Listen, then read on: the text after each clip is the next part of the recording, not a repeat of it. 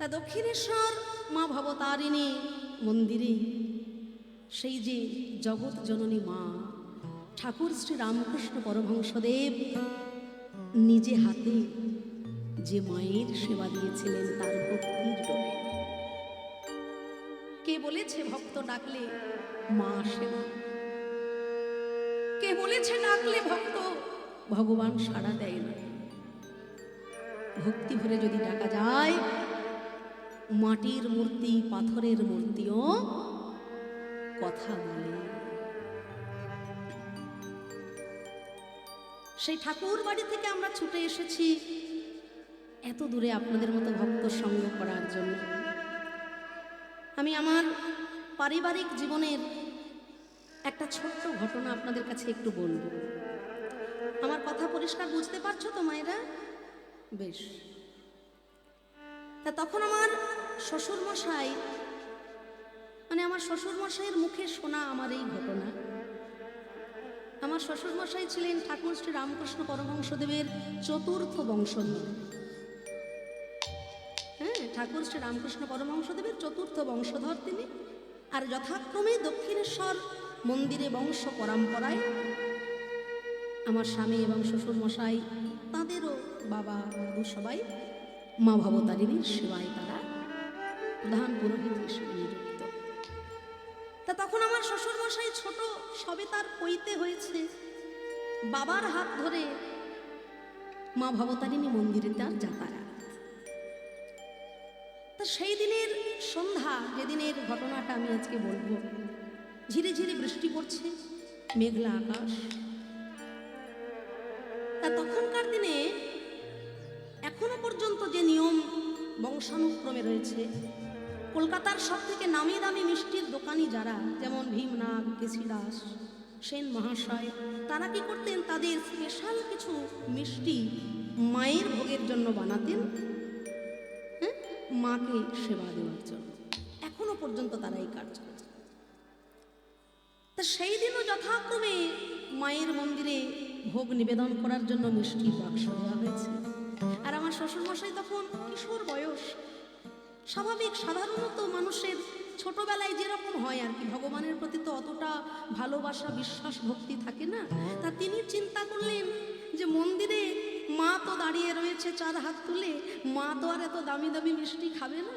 হ্যাঁ, তা সকলের অলক্ষ্যে ওই বাক্স থেকে দুটি মিষ্টি তুলে নিয়ে তিনি নিজে সেবা করে আবার রেখে দিয়েছেন ওই ব্যাগে। সত্য ঘটনা। দেখুন বিশ্বাস কিরকম জিনিস। সত্যি যে দক্ষিণেশ্বর মন্দিরের জীবন্ত প্রতিমা, তার প্রমাণ দেখুন। তো এই মিষ্টি তিনি মুখে দিয়ে আবার রেখে দিয়েছেন বাক্সটা ঢাকা দিয়ে।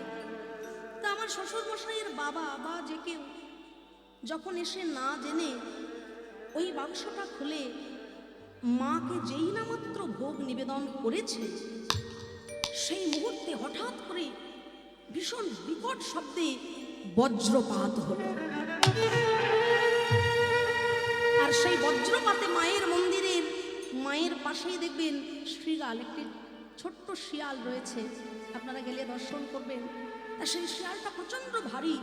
আর ওই বজ্রপাতের তাড়নায় ওই শ্রীগালটা মন্দিরের বেদি ভাঙতে ভাঙতে একেবারে মাটিতে নেমে আসছেন। আর আমার শ্বশুরমশাইয়ের পায়ের কাছে এসে পড়লেন। শিয়ালের বাঁ দিকের কানটা ভেঙে গেল।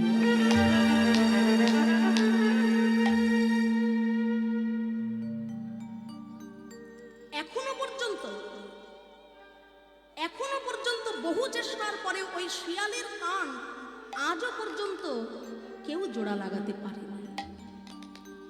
আমার শ্বশুরমশাই সেই ছোটবেলায় স্তম্ভিত হয়ে গেলেন যে আমি ভেবেছিলাম মা তো দাঁড়িয়ে থাকে, ভক্তের এত অনুরাগের প্রসাদ মা গ্রহণ করেন না।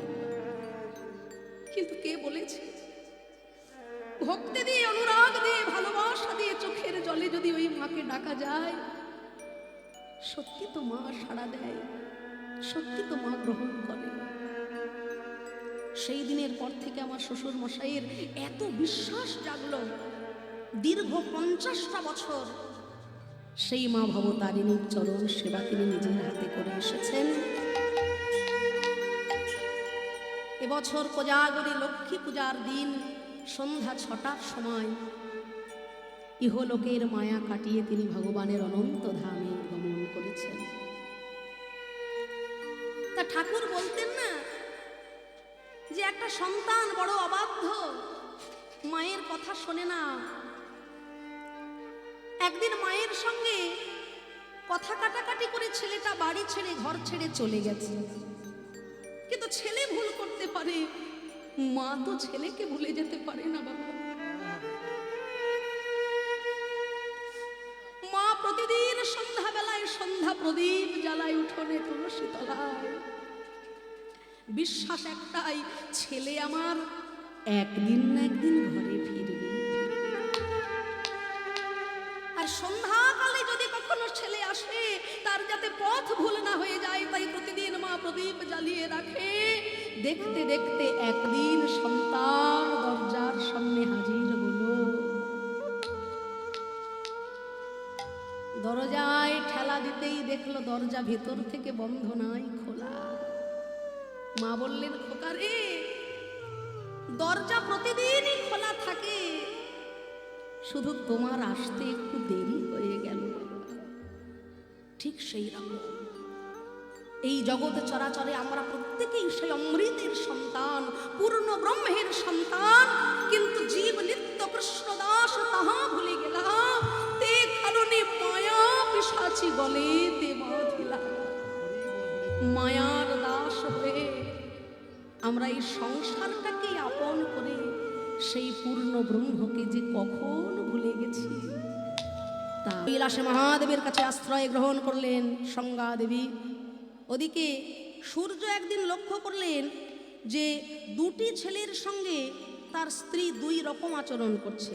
সঙ্গা দেবীর গর্ভে জন্মগ্রহণ করেছিলেন কে বলুন তো? সঙ্গা দেবীর পুত্র কে? সঙ্গা দেবীর পুত্র যমরাজ। সঙ্গা দেবীর পুত্র ধর্মরাজ অর্থাৎ যমরাজ। হ্যাঁ, আর ছায়া দেবীর গর্ভে জন্ম নিলেন কে? শনিদেব। ওরে বাবা, দুই ছেলের নাম শুনলেই আমাদের আত্মারাম খাঁচা ছাড়া, এমন দুই ছেলে। যাই হোক, সূর্যদেব দেখছেন যে তার স্ত্রী একজন পুত্রকে বেশি ভালোবাসছে আর একজন পুত্রকে যেন তুচ্ছ তাচ্ছিল্য। সূর্যদেবের মনে সংশয় হলো, এই জগতে সবাই একদিকে আর মা একদিকে, ঠিক না? এই জগতে মায়ের ভালোবাসার কাছে অন্য কিছু কি আর আছে গো মা? পৃথিবীতে সবাই আপনাকে ভালোবাসবে, অনেক ভালোবাসবে বাবা, কিন্তু মায়ের মতো ভালোবাসা আপনাকে কেউ দিতে পারবে না। কিন্তু দুঃখের বিষয়, আজকে ঘরে ঘরে মা কাঁদে। ছেলেবেলায় মা কাঁদে ছেলে ভাত খায় না বলে, আর বৃদ্ধকালে সেই মা কাঁদে ছেলে ভাত দেয় না বলে। পৃথিবীতে সব ছেলেগুলোই যে খারাপ আমি তা কিন্তু বলবো না মা, ভালো আছে।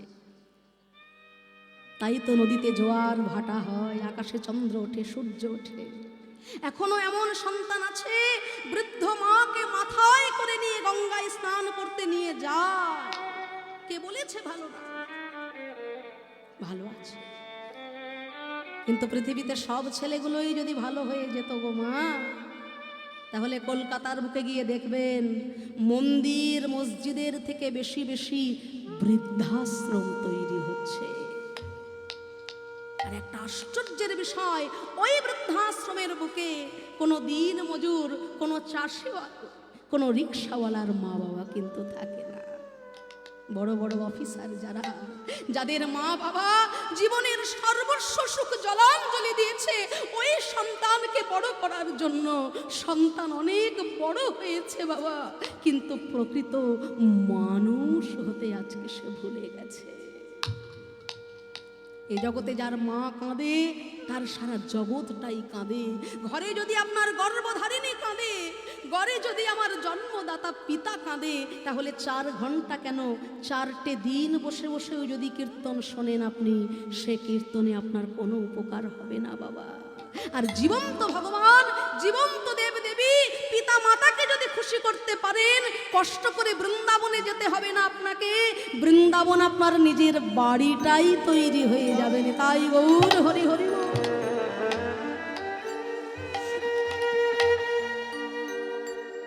তাই সূর্যদেব চিন্তা করলেন, এ কেমন মা? পৃথিবীতে যদি একজন মায়ের 5টা সন্তান থাকে, ওই 5টা সন্তানকেই মা তার অন্তর দিয়ে ভালোবাসবে। হাতের এই 5টা আঙুল, একটা ছোট একটা বড়, কিন্তু ছোট আঙুলটা যদি কেটে যায় আমাদের কি ব্যথা লাগে না বাবা? এই সূর্যদেব ধ্যানে বসলেন, কে ঘরে আমি দেখব। ধ্যান যোগে দেখতে পেলেন, এ তো আমার সংজ্ঞা নয়, এ তো আমার সংজ্ঞার ছায়ামূর্তি। ছুটতে ছুটতে ক্রোধান্বিত হয়ে শ্বশুর মশাইয়ের কাছে গিয়ে হাজির হয়েছে সূর্যদেব। দেবশিল্পী বিশ্বকর্মা দেখলেন সূর্যের এত তাপ, এত তেজ, শ্বশুর মশাইয়ের কাছে উদ্যত হয়েছে, এত ক্রোধ নিয়ে। তখন দেবশিল্পী বিশ্বকর্মা দেখলেন সত্যি তো এত ক্রোধ যার, সেখানে একজন নারী কেমন করে সংসার করবে। তাই তখন দেবশিল্পী বিশ্বকর্মা কি করলেন না, তার হাতের অস্ত্র দিয়ে ওই সূর্যদেবকে তখন 12টি ভাগে ভাগ করে দিলেন। হয়ে গেল দ্বাদশ আদিত্য। এখন যে সূর্যের আলো আমরা পাই, যে তাপ আমরা পাই, সে তাপ কিন্তু সূর্যের সম্পূর্ণ তাপ নয়। সূর্যের ওই 12টা ভাগের 1 ভাগের তাপ আমরা পাই, আর তাতেই চৈত্র বৈশাখ মাসে আমাদের প্রাণে বাঁচা দায় হয়ে যায়, তাই না? তাহলে চিন্তা করুন তো, সম্পূর্ণ সূর্যের জ্যোতিটা কিরকম ছিল। সূর্যের 12 ভাগের 1 ভাগ তাপ আমরা পাই জগতে। সূর্যদেবকে যখন কর্তন করলেন তার অস্ত্র দিয়ে দেবশিল্পী বিশ্বকর্মা, কি হলো তখন না, সূর্যের ক্রোধ নিবারিত হয়ে গেল। সূর্যের সেই ক্রোধ, সেই তাপ আর রইল না। কিন্তু তার মধ্যে একটা ঘটনা ঘটে গেল। যেমন লোহা কাটতে কাটতে লোহার গুঁড়ো পড়ে, চূর্ণ পড়ে, যেমন সোনা কাটলে পরে সোনার চূর্ণ পড়ে, তেমন সূর্যদেবকে কাটার সময় সূর্য চূর্ণ পড়েছিল। আর সেই সূর্য চূর্ণ দিয়ে তৈরি করলেন দেবশিল্পী বিশ্বকর্মা 3 জন প্রধান দেবতার হাতের 3টি প্রধান প্রধান অস্ত্র। শিব ঠাকুরের হাতে যা ত্রিশূল নামে পরিচিত, স্বয়ং বিষ্ণু নারায়ণের হাতে যা সুদর্শন চক্র নামে পরিচিত, আবার সৃষ্টিপতি ব্রহ্মার হাতে যা শক্তি নামক অস্ত্র নামে পরিচিত। সূর্যের ক্রোধ নিবারিত হয়ে গেল। তিনি হাত জোড় করে বললেন, বলুন বাবা, আমার সংজ্ঞা কোথায়? বলে, আমার কাছে তো কন্যা নাই, সে শিক্ষা আমি মেয়েকে দিইনি। যে স্বামীর ঘর ছেড়ে তুমি বাপের বাড়িতে থাকো, ও শিক্ষা আমি মেয়েকে দিইনি। দেখো, আমার মেয়ে হয়তো কৈলাসে ভোলানাথের চরণে আছে। ওদিকে নারদ মুনি সংবাদ দিয়ে দিলেন, ওই দেখো তোমার স্বামী তোমাকে খুঁজতে আসছে। সংজ্ঞা দেবী ভয় পেলেন, ও বাবা, ওই আগুনের গোলায় গিয়ে আবার বাস করতে হবে। তখন সংজ্ঞা দেবী একটা মেয়ে ঘোড়ার মূর্তি ধারণ করে ছুটতে লাগলেন। সূর্যদেব চিন্তা করলেন, এখানে কেউ আমাকে দেখে ভয়ে পালাচ্ছে না, ওই মেয়ে ঘোড়াটা আমাকে দেখে পালাচ্ছে কেন? তখন সূর্যদেবও একটি ছেলে ঘোড়ার রূপ ধরে সংজ্ঞা দেবীর পিছনে ছুটতে লাগলেন। আর 2 জন ছুটতে ছুটতে যেখানে দাঁড়ালেন, সেখানে বুঝতে পারলেন সংজ্ঞা দেবী আমার স্বামী ক্রোধ নিবারিত হয়ে আমার কাছে আশ্রয় নিতে এসেছে, আর আমি তাকে দূরে ঠেলে দেব না। আর ওই ঘোড়ারূপে যখন তাদের মিলন হলো, তাদের মিলনে জন্মগ্রহণ করলেন অশ্বিনী কুমার দল, যারা দেবতাদের চিকিৎসক। আর সেই দিন থেকে বাবা ভোলানাথের কাছে এসে সূর্যদেব ক্রোধ নিবারিত হলেন। আর সেই সময় থেকে জগৎ সংসারে যারা যারা সূর্য পূজা করে, তাদের প্রতি দেবতার আয়ু বৃদ্ধি হয়, সংসারের সকল অমঙ্গল দূরীভূত হয়ে তাদের সংসার একটি সুখের আনন্দ নিকেতনে পরিণত হয়। তাই গৌর হরি হরি বল। আর যাবার আগে আমার একটা কথা রাখ, আমার এই গাঁথা মালা আমি বড় যতন করে প্রাণ বধুয়ার জন্য গেঁথেছি রে। আমার এই গাঁথা মালা তুই আমার প্রাণ বধুয়ার গলায় গিয়ে পরিয়ে দিবি সই। আমার গোবিন্দজি এই মালতী ফুলের মালা বড় ভালোবাসে রে। শ্রী গোবিন্দ মালতী পুষ্পের মালা বড় ভালোবাসেন। একটা সত্য ঘটনা আপনাদের কাছে বলবো মায়েরা, একটু মনোযোগ সহকারে আস। বৃন্দাবনে গোকুলে একজন ভক্ত বাস করতেন। তিনি শাস্ত্রে শুনেছিলেন যে কোনো মানুষ যদি মন দিয়ে একটা কাজ 12 বছর ধরে করতে পারে, তাহলে সেই কার্য একদিন না একদিন সিদ্ধি হবেই। 12 বছর ধরে মন দিয়ে যদি কেউ একটা কাজ করে যেতেই পারে, সেই কাজ কিন্তু তার সিদ্ধি সম্পূর্ণ হবেই হবে। তা সেই বৃন্দাবনের গোকুলের ভক্ত মনে মনে চিন্তা করছে যে এই যে আমার মন্দিরে গোপীনাথ রয়েছেন, হে গোপীনাথ, শুনেছি 12 বছর ধরে কেউ যদি কোনো কাজ মন দিয়ে করে সেই কাজ নাকি তার সফল হয়। আমি একটা দিনও বাদ দেব না। 12 বছর ধরে এই মন্দিরে এসে আমি তোমাকে মালা পরিয়ে যাব, কিন্তু যেই না 12 বছর পূর্ণ হবে সেদিন কিন্তু তোমাকে আসতে হবে আমার কাছে। তা সেই গোকুলের ভক্ত প্রত্যেকটা দিন তার সেবায় ত্রুটি হয় না, রৌদ্র বৃষ্টি ঝড় উপেক্ষা করে প্রত্যেক দিন গোপীনাথের মন্দিরে এসে গোপালকে মালা সেবা করে। দেখতে দেখতে 12 বছর পূর্ণ হলো। অপেক্ষা করে বসে আছেন সেই পূজারী ব্রাহ্মণ, যে আমি তো একটা দিনও সেবায় ত্রুটি রাখিনি, আজকে আমি তোমার মন্দিরে যাব না দয়াময়, আজকে আমি অপেক্ষা করব,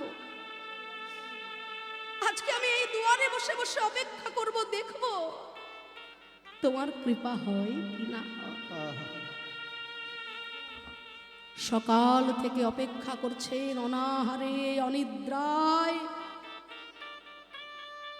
বৃন্দাবনের পথের দিকে অপলক নয়নে তাকিয়ে রয়েছে। তবে কি শাস্ত্র কথা মিথ্যা হয়ে যাবে? আমি তো শাস্ত্রে শুনেছি 12 বছর ধরে এক মনে যদি কেউ কোনো কাজ করে সেই কাজ নাকি সিদ্ধি হয়। তুমি আসবে না দয়াময়? সেই সকাল থেকে অনাহারে অনিদ্রায় অভুক্ত অবস্থায় আমি তোমার জন্য ক্ষীর সর লুচি পুরি মিষ্টান্ন সাজিয়ে রেখেছি। আচ্ছা, আমার ঘর চিনতে যদি তোমার অসুবিধা হয় ঠিক আছে, আমি না হয় ঘর থেকে একটু বেরিয়েই পথে দাঁড়াচ্ছি, এবার তো তুমি এসো দয়াময়। একটা পুটলির মধ্যে ভগবানের প্রিয় প্রিয় সেবার বস্তু ক্ষীর সর লুচি পুরি রন্ধন করে ভগবানের জন্য বেঁধে নিয়ে গাছের তলায় দাঁড়িয়ে আছে। সারাদিন চলে গেল। দেখছেন গোধূলি বেলায় ঠিক এমন সময় ধুলো ওড়াতে ওড়াতে একদল রাখাল ছেলে বৃন্দাবনের পথ দিয়ে ধেয়ে আসছে, আর তাদের মধ্যে কালো মতো একটা ছেলে, সে এসে বলছে, বাবাজি অনেক গরু বাছুর আসছে পিছনে, আমরা গোচারণ থেকে ফিরছি, তুমি একটু সরে দাঁড়াও বাবাজি, তোমার ব্যথা লেগে যাবে, তুমি একটু সরে দাঁড়াও বাবাজি। বাবাজি সরে দাঁড়ালেন, আর সেই কালো মতো ছেলেটা বাবাজির পাশে এসে বসেছেন বৃক্ষতলে।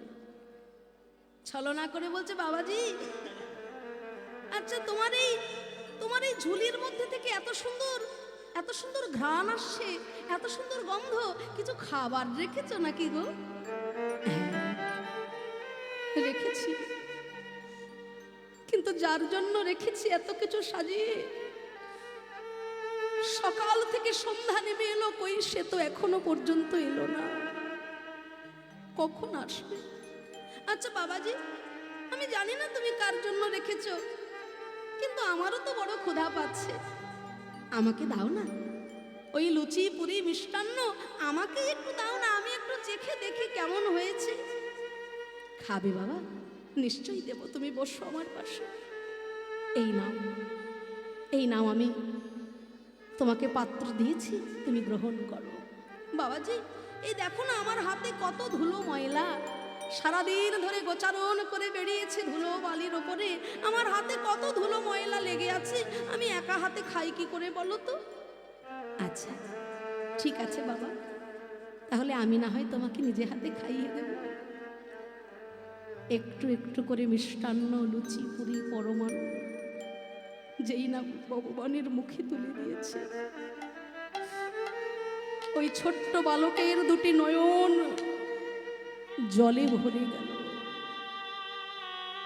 বাবাজি বললেন, এ কি রে বাবা, তোর খিদে পেয়েছিল, আমি তো তোকে খাইয়ে দিচ্ছি, তুই কাঁদছিস কেন? বাবাজি খাইয়ে তো দিলে, কিন্তু আজকে আর মালা পরাবে না। মালা? হ্যাঁ বাবাজি, ও যে আমার অভ্যেসে দাঁড়িয়ে গেছে। প্রত্যেকটা দিন সকাল বেলায় তুমি যখন মন্দিরে গিয়ে আমার গলায় মালা পরিয়ে দাও, ও তো মালা নয়, যেন তোমার দৃঢ় হয়ে আলিঙ্গন আমি পাই বাবাজি।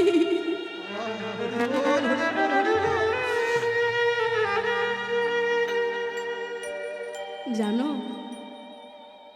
আজকে সারাদিন মন্দিরে দাঁড়িয়ে দাঁড়িয়ে অপেক্ষা করলাম কখন তুমি আসবে মালা হাতে নিয়ে আর পরিয়ে দেবে আমার অঙ্গে।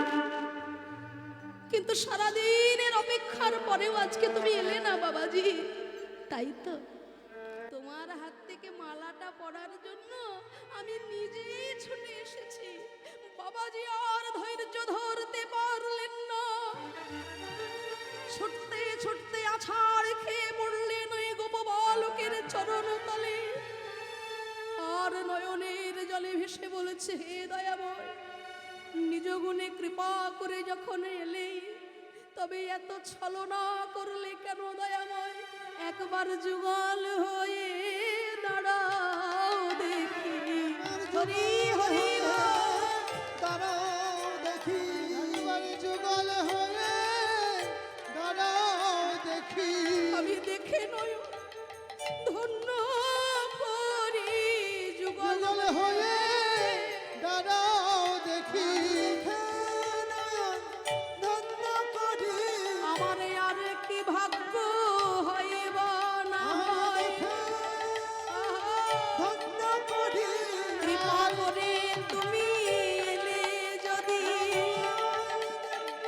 ধন্য করি কৃপা করে এলে যদি, দেখে নয়ন ধন্য করি, কৃপা করে যদি দেখে নয়ন ধন্য করি, হরি হরি ধন্য করি, আর কি আমার হয় না হয়, ধন্য করি, আর কি আর হয় না হয়, আর যুগল হয়ে দাঁড়াও দেখি। কবি প্রভু দেখাইলেন এই আপন স্বরূপ, রাধারানী বামে লইয়া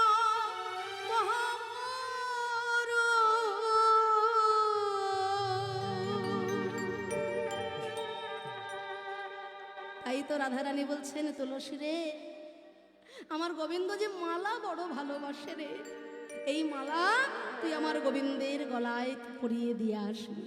তুলসী বললেন, বেশ রাধে, তুই কোনো চিন্তা করিস না, আমি তোর গোবিন্দের গলায় এই মালা পরিয়ে দেব। কিন্তু শোন তুলসী, তার কাছে যে যাবি, ওরে সময় বুঝিয়া সরস হইয়া, সময় বুঝিয়া সরস হইয়া, তুই মিলিবি নগর কান, নয় জানিয়া সরস হইয়া, মিলিবি নগর তারে অসময়ে পাওয়া যায় না, সময়ে পাওয়া যায় না, তারে সময় বুঝে ডাকতে হয় ভয়, অসময়ে পাওয়া যায় না, সময় বুঝে হরি হরি বল। অসময়ে পাওয়া যায় না, সময় গেলে তাকে আর ডেকে পাওয়া যায় না, সময় থাকতে তাকে ডাকতে হয়। তুলসী বললেন, রাধে তোর কোনো চিন্তা নেই, আমি গোবিন্দের কাছে সকল কিছু গুছিয়ে বলে আসব। সময় বুঝিয়া সরস হইয়া মিলিবি নাগর কান, চতুর নিকটে কহিবা কপটে, রাখিবা আপন মান। রাখিবা আপন মান। রাধারানীর দেওয়া মালাটি দোলাতে দোলাতে তুলসী চলেছেন আমার গোবিন্দের কাছে। দেখে গোবিন্দ আমার সরস্বী কোলে বসে আছে, আর রাধা নাম জপ করে নয়নের ধারার বিরাম নাই। সখাগণের সঙ্গ ছেড়ে সরস্বী কোলে রাধা কুণ্ডের তীরে গোবিন্দ আমার রাধা রাধা বলে কাঁদছে। তুলসী বলে, রাধে শ্যাম সুন্দর, তোমার কোনো চিন্তা নাই, তুমি আর কেঁদো না। তোমার রাধারানী এই সরস্বী কুলেই সখীদেরকে নিয়ে কুসুমিত কুঞ্জে সূর্য পূজা করতে আসবে। তুমি যেন ধৈর্য ধরে বসে থেকো শ্যাম। তুমি যে এত কেঁদেছো রাধা রাধা বলে, ওই দেখো ঘরে বসে আমাদের রাধারানীরও মন আজকে চঞ্চল হয়েছে। দেখুন, শুধু যে ভক্তই ভগবানের জন্য ব্যাকুল হয় তা নয়, ভগবানও ভক্তের তরে ব্যাকুল হয়। হ্যাঁ, তাই সময়ও বুঝিয়া শেখর আসিয়া সুমধুর করি বলে, সে যে বিনোদিনী আসিবে এখুনি, তুমি থাকো সরস্বী কোলে। তুলসী সংবাদ দিয়ে দিলেন আমার শ্রী গোবিন্দের কাছে, কিন্তু ওদিকে ঘরে বসে রাধারানী চিন্তা করছে যে আমার শাশুড়ি আর ননদিনীকে ফাঁকি দিয়ে আজকে কেমনভাবে আমি আমার গোবিন্দের সঙ্গে সাক্ষাৎ করব। এমন সময় ললিতা বিশাখা এসে বলছেন, রাধে চিন্তা করছিস কেন? তুই জানিস না, তুই বংশ পরম্পরায়, হ্যাঁ, বাপের বাড়িতে যখন ছিলিস সেখানে তোদের বংশ পরম্পরার নিয়ম হচ্ছে সূর্যদেবের পূজা করা। সূর্যদেব হলো তোর বাবার বাড়ির কুলদেবতা। তা আজকে না হয় তোর শাশুড়িকে ছলনা করে বলবি যে আমি সূর্য পূজার উদ্দেশ্যে রওনা দেব। ঠিক আছে সই, আজকে আমি সূর্য পূজার ছলে আমার গোবিন্দের সঙ্গে সাক্ষাৎ করব। তা ছলনা কেমন ভাবে করব না রাধে, তুই জোরে জোরে কাঁদতে শুরু কর। হ্যাঁ, তোর কান্নার চোটে যেন আজকে জটিলা কুটিলা ঘর থেকে বেরিয়ে আসে। হ্যাঁ, আর তোর কাছে যখন জিজ্ঞাসা করবে তুই বলবি যে মা, আজকে আমি স্বপ্ন দেখেছি সূর্য পূজা করলে নাকি অমঙ্গল দূরীভূত হয়ে যায়। ঠিক আছে, তাই আজকে রাধারানী আমার ছলনার আশ্রয় করে এবার শুরু করলেন কপট কান্না। এতক্ষণ সত্যি সত্যি কাঁদছিলেন, আর আজকে ও বাবা, কি হলো গো? কে কাঁদে? কাঁদ কাঁদ, আরো জোরে আরো জোরে রাধে। তাই ভক্ত বলতে চাইছে এটাই যে তোমার এই দেহরূপী ঘটটাকে আগে গোবিন্দের চরণে স্থাপন করো, তবে তো তিনি গ্রহণ করবেন। তা শুধু ঘট তো গোবিন্দ চরণে স্থাপন হয় না। যখন আমরা মাটির ঘট বসাই তখন তার মধ্যে কি দিই? ঘটে থাকে পূর্ণ জল। পূর্ণ জলের কথার অর্থ হলো ভক্তিরূপী বাড়ি দিয়ে এই জীবনের ঘটটাকে পূর্ণ করে ভগবানের চরণে বসাও। ভক্তিরূপী বাড়ি দিয়ে জীবনের ঘটকে পূর্ণ করো, আর তার উপরে থাকবে কি? আম্রপল্লব। আম্রপল্লবের যে পল্লবগুলো, পাতাগুলো ওপর মুখে থাকে না নিচে? নিচে। এই আম্রপল্লব সমান, এই আম্রপল্লব সমান তোমার এই জীবনের দেহের যে 10খানা ইন্দ্রিয় আছে, এই 10টা ইন্দ্রিয়কে তুমি গোবিন্দের চরণ মুখে পতিত করো, নিম্নগামী করে দাও। এই 10 ইন্দ্রিয় গোবিন্দের চরণে নিম্নগামী করো, তাহলে কি পাবে না? ধান্য রত্ন অলংকার পাবে। দেখবেন পল্লবের ওপরে ধান ইত্যাদি ইত্যাদি রত্ন দেওয়া হয় না? আর শুধু যদি জলপূর্ণ ঘট আমরা বসাতে চাই ভগবানের কাছে, সেই ঘট কি বসবে? ঘটের নিচে কি দিতে হয়? একটু জোরে বলো। মাটি। মাটি, কাদা মাটি। তাহলে কাদা মাটি যেমন না দিলে পরে ঘট বসবে না, তেমন এই জীবনটাকে তোমরা কাদা মাটির মতো দৈন্য করো। অহংকারের মঞ্চে বসে থাকলে, আমার আমিত্ব নিয়ে দাঁড়িয়ে থাকলে, তখনও কিন্তু এই দেহঘট ভগবানের চরণে বসবে না। কাদার মতো নরম হও, দৈন্য হও, তবে তোমার এই দেহঘট ভগবানের চরণে বসবে। আর এত কিছু যদি তুমি করতে পারো, তাহলে তুমি একটি জিনিস পাবে। কি না? ওই যে সবার ওপরে থাকে শীষ সমেত ডাব, সেই ডাব কথার অর্থ কি না? ভক্তিরূপী ফল পাবে তুমি ভগবানের গোলক ধামে পৌঁছে যাওয়ার জন্য। ভক্তিরূপী ফল, এই ভক্তিরূপী ফল, এই যে ডাব, ডাব কি জানো তোমা? দেবাদিদেব মহাদেবের মস্তক দ্বারা এই ডাবের সৃষ্টি তত্ত্ব। তা মহাদেব যখন অংশরূপে এই ডাব হচ্ছেন, তখন পতিত পাবনী গঙ্গা বলছেন, প্রভু তাহলে আমাকে কি সঙ্গে নেবে না? তখন প্রভু বললেন, ঠিক আছে, এই ডাবের মধ্যে জল স্বরূপ তুমি বিরাজ করে যাও। সেই জন্য ডাবের জল এত সুমিষ্ট হয়। অনেকে দেখবেন ডাবের জল খেতে খুব ভালোবাসেন। এই ডাবের জল গঙ্গা সমান পবিত্র। পতিত পাবনী গঙ্গা অংশরূপে ডাবের জলের মধ্যে প্রবেশ করলেন। আর তখন জগৎ জননী মা কালী মহামায়া বলছেন, তাহলে আমাকে কি সঙ্গে নেবে না প্রভু? দেবাদিদেব মহাদেব বললেন, ঠিক আছে, তুমি তাহলে ডাবের শীষ হয়ে দাঁড়াও। সেই জন্য ডাবের শীষে দেখবেন মায়েরা শাখা পলা পরান, সিঁদুর দেন। শীষ ছাড়া ডাব কিন্তু কখনো পুজোর অধিকার পাবে না। এই শীষ হলেন যোগমায়া যোগেশ্বরী। হ্যাঁ, এই যোগমায়া যোগেশ্বরী ছাড়া কখনো কিন্তু পূজা হবে না। তা তখন পবনদেব বলছে, প্রভু আমিও কি সঙ্গে যেতে পারি না? পবনদেব হলেন ওই নারকেলের ছোবড়া। এখন তো আমরা ওই দুটো ধূপ জ্বালিয়ে দিয়েই কাজ সেরে নিই, কিন্তু আজকের দিনে যে ধূপগুলো তৈরি হয় মাগো, ওতে কি থাকে জানেন? বাঁশের কাঠি। সাধারণত মন্দিরে বা কোনো গৃহে বাঁশ জ্বালানো কিন্তু অত্যন্ত অপরাধজনক। আজকের দিনে তো আমরা ধূপ দিয়েই পুজো সেরে নিই, কিন্তু আগের দিনের মা ঠাকুমাদের জিজ্ঞেস করবেন, কি সুন্দর ধুনোর গন্ধে ভরে যেত মন্দির এবং গৃহ। এই ধুনোর গন্ধ যত দূর পর্যন্ত যাবে, নেগেটিভ এনার্জি দূরীভূত হয়ে জগৎ আনন্দে সুফুল্লে পরিণত হয়ে যায়। তাহলে পবনদেব ওই নারকেলের ছোবড়া হলেন। আর তারপরে তখন অগ্নিদেব বলছে, প্রভু আমাকেও তাহলে সঙ্গে নাও। অগ্নিদেব হলেন নারকেলের পাতা। নারকেলের পাতায় অগ্নিদেব বিরাজ করলেন। সেই জন্য যজ্ঞ কার্যে নারকেলের পাতা লাগে। মা লক্ষ্মী বললেন, তাহলে আমি কি সঙ্গে যাব না? মা লক্ষ্মী হলেন ওই পাতার মধ্যে যে শলা থাকে, দেখেছেন মায়েরা আমার জানে। তাহলে দেখুন, একটা নারকেল গাছের মধ্যে কতজন দেবদেবী থাকে। শুধু ডাবটা ধরে বসিয়ে দিলাম পুজো হয়ে গেল তা নয়, অনেক বিধি আছে, অনেক নিয়ম আছে। তা মা লক্ষ্মী হলেন ডাবের ওই গাছের শলা, নারকেলের শলা হলো মা লক্ষ্মী অংশরূপে বিরাজ করলেন সেখানে। আর সৃষ্টিকর্তা, যিনি সৃজন করলেন ব্রহ্মা, তিনি স্বয়ং নারকেলের গাছ রূপে বিরাজ করলেন অংশরূপে। সেই জন্য যার বাড়িতে নারকেল গাছ আছে বাবা, এই নারকেল গাছ কাটতে হলে আগে কিন্তু যজ্ঞ করতে হবে, আগে কিন্তু পুজো করে নিতে হবে। আর অযথা যদি কেউ নারকেল গাছ কাটেন পুজো ছাড়া, বিধি ছাড়া, তাকে কিন্তু ব্রহ্ম হত্যার সমান পাপের ভাগীদার হয়ে যেতে হবে। ব্রহ্ম হত্যা সমান পাপ হবে নারকেল গাছ কাটলে পরে। স্বয়ং ব্রহ্মা বিরাজ করলেন ওই নারকেল গাছে।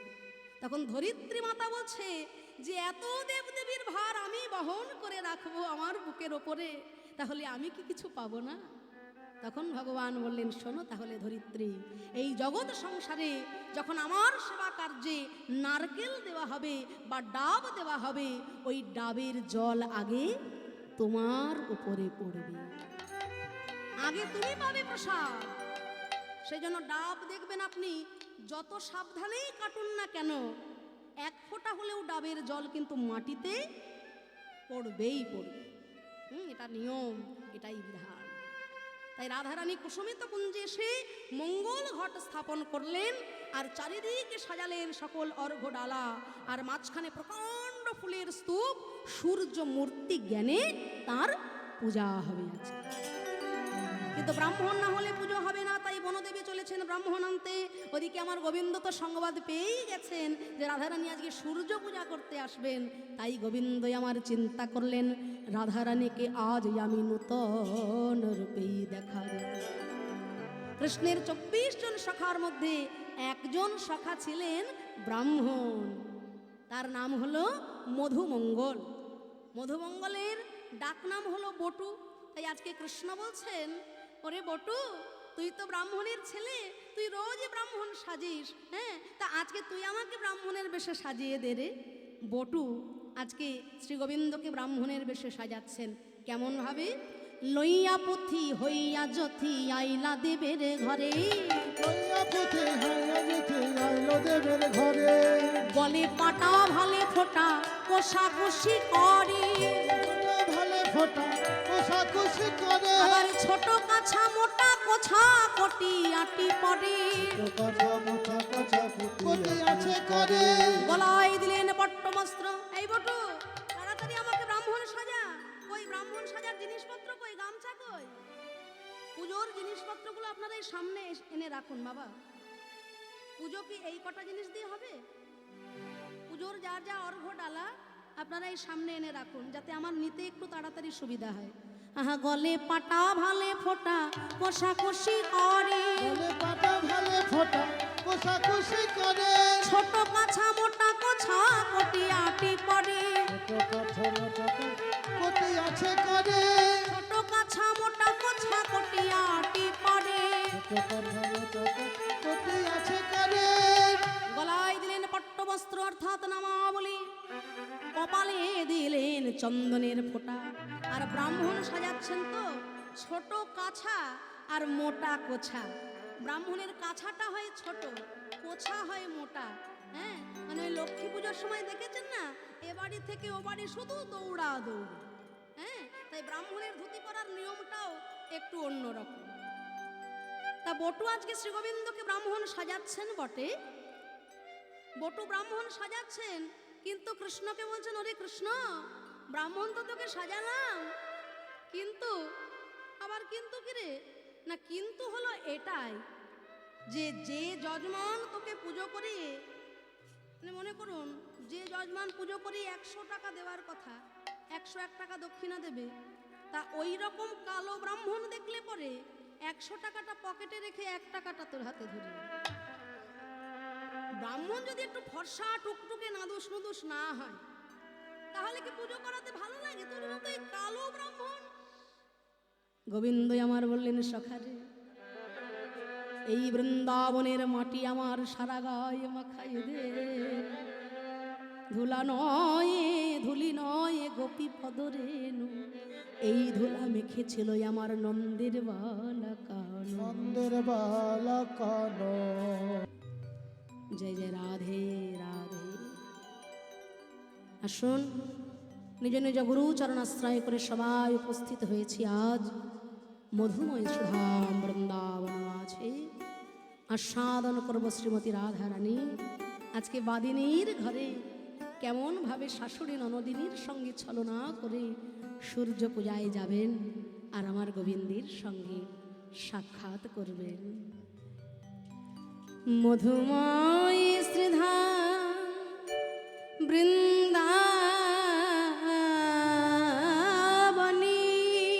বৃন্দাবনে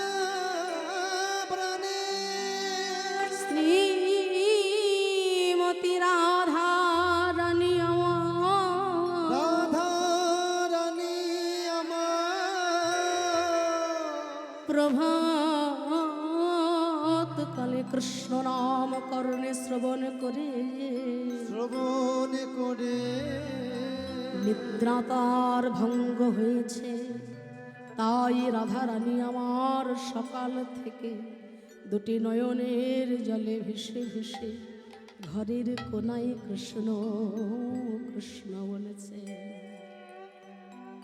এমন সময় রাধা রানীর স্বতন্ত্রী তুলসী সখী এসেছেন। তুলসীকে দেখে রাধা রানী আমার বলে, প্রাণ সজনী রে,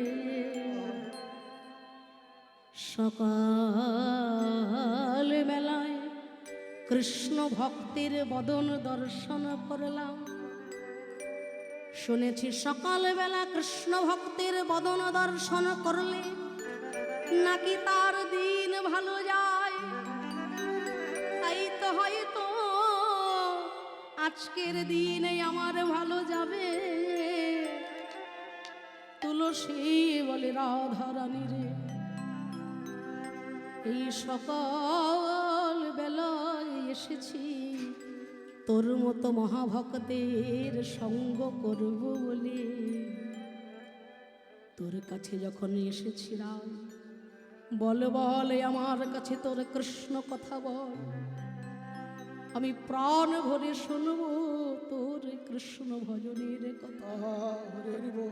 রাধারানী বলে তুলসী রে, এই জগতে তো আমার কৃষ্ণ কথা শোনার মানুষ মেলে না। সকলে আমার আমিত্ব নিয়ে বিভোর হয়ে আছে। এই জগতের সকলে জীব অহংকারে মেতে আছে। আমার কৃষ্ণ কথা গোবিন্দের কথা শোনার মতো মানুষ পাই না। হরি বল, হরি বল। তাই আজ সকাল বেলায় তোর মতো ভক্তের দর্শন পেলাম তুলসীর। আয় আয় আমার পাশে এসে বস তুলসী রে, তোর মতো ভক্তের দর্শন যখন পেয়েছি সই, আজ আমি আমার অন্তরের কৃষ্ণ ভজনের কথা তোর কাছে ব্যক্ত করে বলবো।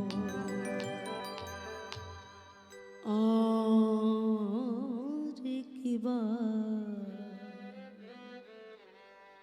এইবার রাধে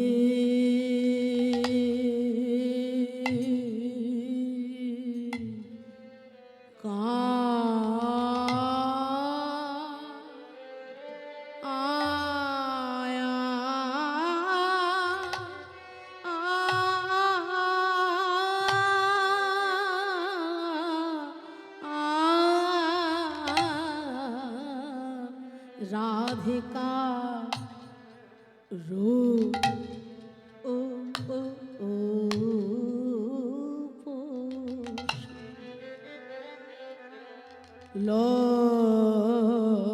লইয়া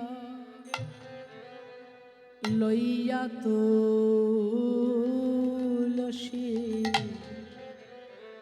রাধিকা রূপসী লইয়া তুলসী আজ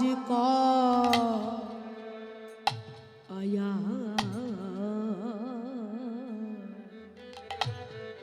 কহয় মধুর কথা, মনের কথা বলে গো, অন্তরের কথা বলে গো।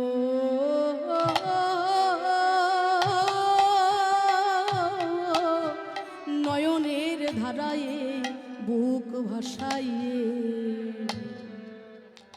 কিবা মধু মধুর কয় গো কথা, মধুর মধুর কায় গো কথা।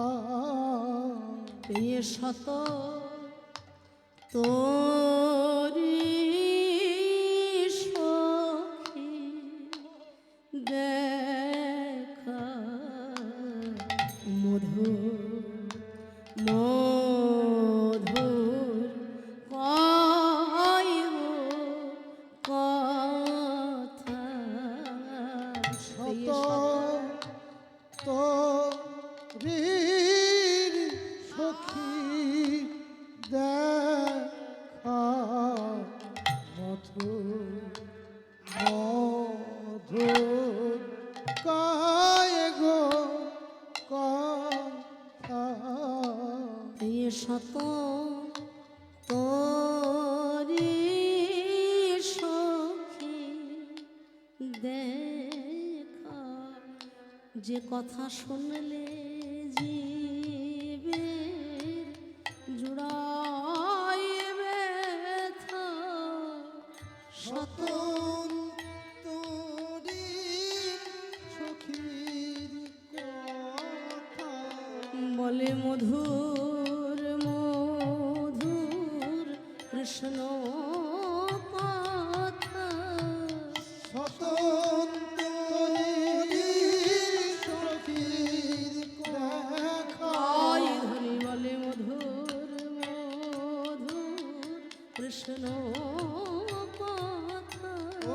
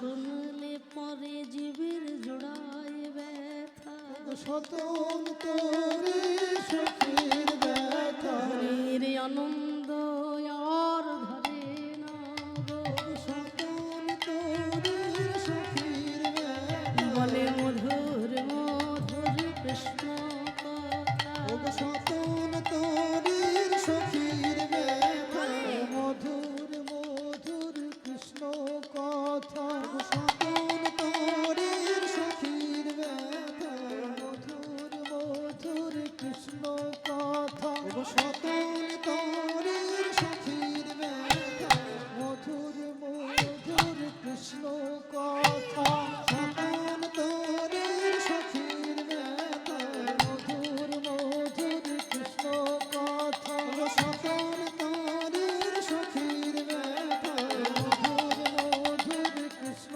কথা সতন তোরে সখীর ব্যথা মধুর মধুর কৃষ্ণ কথা সতন তোরে সখীর ব্যথা মধুর মধুর কৃষ্ণ কথা ওই না সতন তোরে সখীর ব্যথা মধুর মধুর কৃষ্ণ কথা সতন তোরে সখীর ব্যথা মধুর মধুর কৃষ্ণ কথা সতন তোরে সখীর ব্যথা মধুর মধুর কৃষ্ণ কথা সতন তোরে সখীর ব্যথা মধুর মধুর কৃষ্ণ কথা সতন তোরে সখীর ব্যথা মধুর মধুর কৃষ্ণ কথা সতন তোরে সখীর ব্যথা স্বতন্ত্রী সখীর দেখা বলে মধুর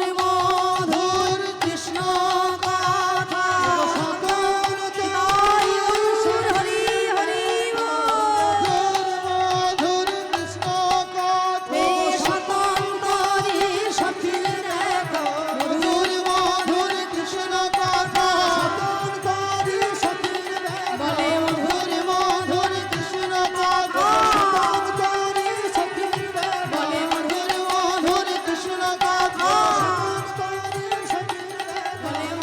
মধুর কৃষ্ণ কথা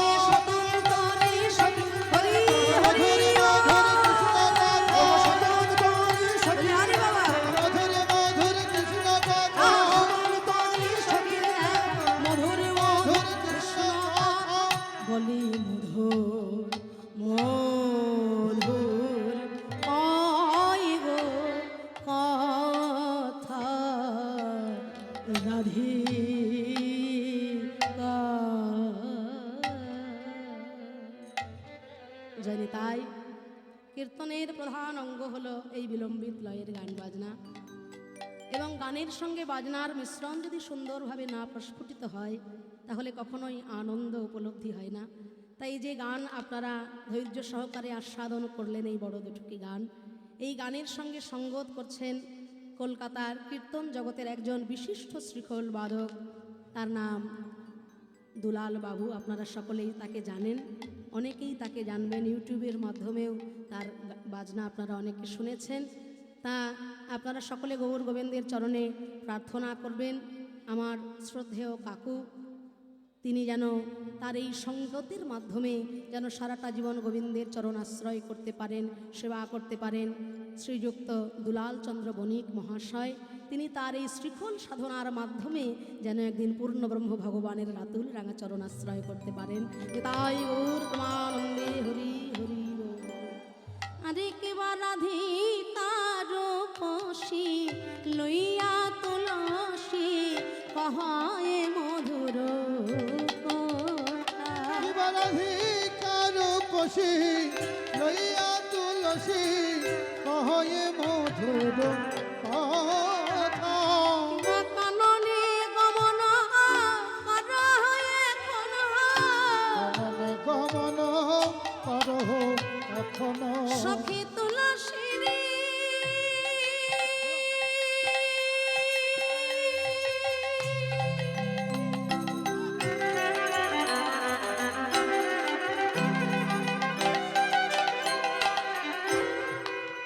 ওরে আমার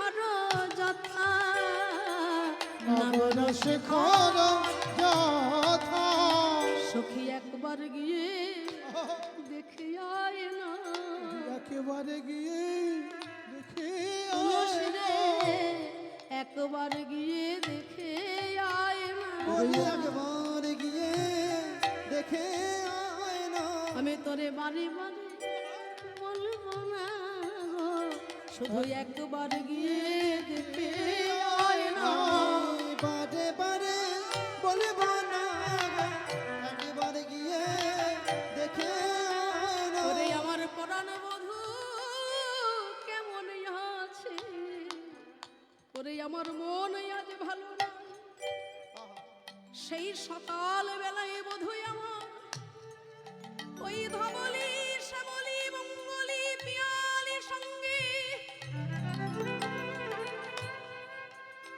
সকল ধেনু বৎসয়ার শাখাগণ সঙ্গে গোষ্ঠলীলায় গমন করল এই অভাগিনী শুধু ঘরের কোনায় বসে বসে আমার গোবিন্দের চরণের নপুরের ধ্বনি শুনল